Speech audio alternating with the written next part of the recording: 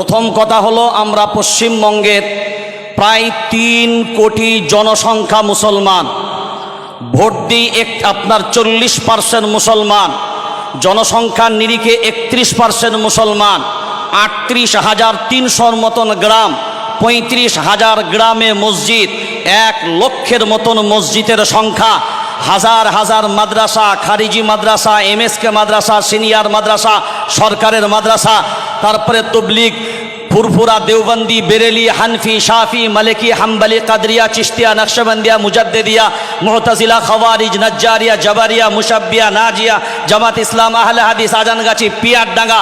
দলেরও অভাব নাই, মতেরও অভাব নাই। কিন্তু আজ যদি বাংলার 3 কোটি জনসংখ্যা মুসলমান দল ভুলে গিয়ে, কালার ভুলে গিয়ে, রং ভুলে গিয়ে, দল বুঝবে না, রং বুঝবে না, কালার বুঝবে না, এক কালিমার পরিচয় দিয়ে, এক রবের পরিচয় দিয়ে, এক নবীর পরিচয় দিয়ে, এক কিতাবের পরিচয় দিয়ে, এক ধর্মের পরিচয় দিয়ে, এক দ্বীনের পরিচয় দিয়ে, এক জাতির পরিচয় দিয়ে যদি এই 3 কোটি জনসংখ্যা মুসলমান একবার বাংলার মাটিতে বিভেদ ভুলে যদি ময়দানে নামে, আরে বাংলার মাটি না, সারা ভারতবর্ষের সমস্ত জালিম পর্যন্ত কম্পিত হতে বাধ্য হবে। শুধুমাত্র একটাই দুর্বলতা, আমরা সময়ের সাপেক্ষে একতার কথা বললেও অন্তরের মিলবন্ধন আমাদের মাঝখানে যদি এককভাবে যদি আমরা জুটতে পারি, যদি আমরা আমাদের চেয়ারের সব কিছুকে উপেক্ষা করে আমরা যদি মনে করি ঐক্যবদ্ধভাবে লড়াই করব, সবাই মাথায় রাখবেন একটা জিনিস, এটা প্রত্যেকটা মানুষের জানা দরকার। এই যে আন্দোলনটা, এই আন্দোলনটা কি? আপনারা সবাই মনে করছেন ওয়াক্ফ সম্পত্তির আন্দোলন, আসল লড়াইটা শুনে নেন, একটা ম্যাজিক মিডিয়ারাও দেখে নেন আর আপনারাও দেখে নেন আসলে ম্যাজিকটা কি। আমার হাতে একটা রুমাল দিয়েছি, দেখেন, রুমালের উপরে মোবাইলটা রাখলাম, অর্থাৎ রুমালের উপরে মোবাইল। আপনার মসজিদ, মাদ্রাসা, খানকা, মক্তব, কবরস্থান যা আছে সব কিন্তু জমিনের উপরে। কার উপরে? জমিনের উপরে।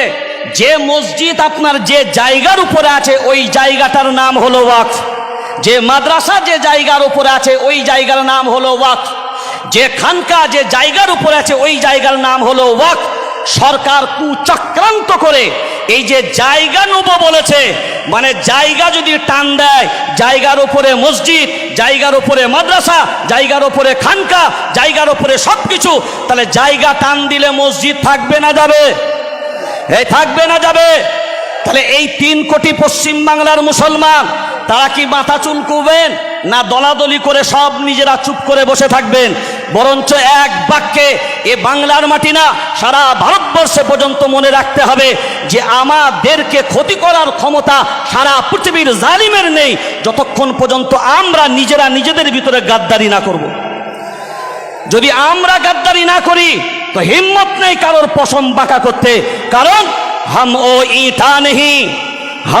ईंटा नहीं जो दीवारों से टूट जाए, हम तो ओ पत्थर है जो पहाड़ों से भी टकरा जाए, फिर भी कोई पहाड़ नहीं जो हमें तोड़ सके। अरे हिंदुस्तान तो क्या, दुनिया में भी किसी माई का लाल नहीं जो मुसलमान को मिटा सके। नारे तकबीर! এই ওয়াকফ কালাম আইন বাতিল করো, ওয়াকফ কালাম আইন বাতিল করো, ওয়াকফ বিল মানছি না, মানবো না। এই মসজিদ মাদ্রাসার সম্পত্তি রক্ষা করতে আমরা লড়ছি, লড়বো।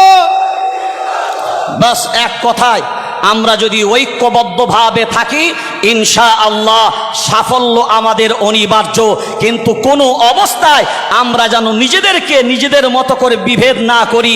সেই জন্য মনের দিক দিয়ে ফ্রেশ হয়ে, হ্যাঁ, কাক কালো কোকিল কালো, কালো মাথার কেশ, সবচাইতে বেশি কালো মনের হিংসালেশ, নিম তেতো নিন্দা তেতো, তেতো ভাঙা ঘর, সবচাইতে বেশি তেতো 203-এর ঘর। আরে চাকা গোল পয়সা গোল, গোল আলু গোল, সবচাইতে বেশি গোল মনের গন্ডগোল। জমিয়তুল আইম্মা ওয়াল উলামা জিন্দাবাদ, ভারতবর্ষ জিন্দাবাদ, আমাদের সংহতি সম্প্রীতি জিন্দাবাদ। আসসালামু আলাইকুম ওয়া রাহমাতুল্লাহ।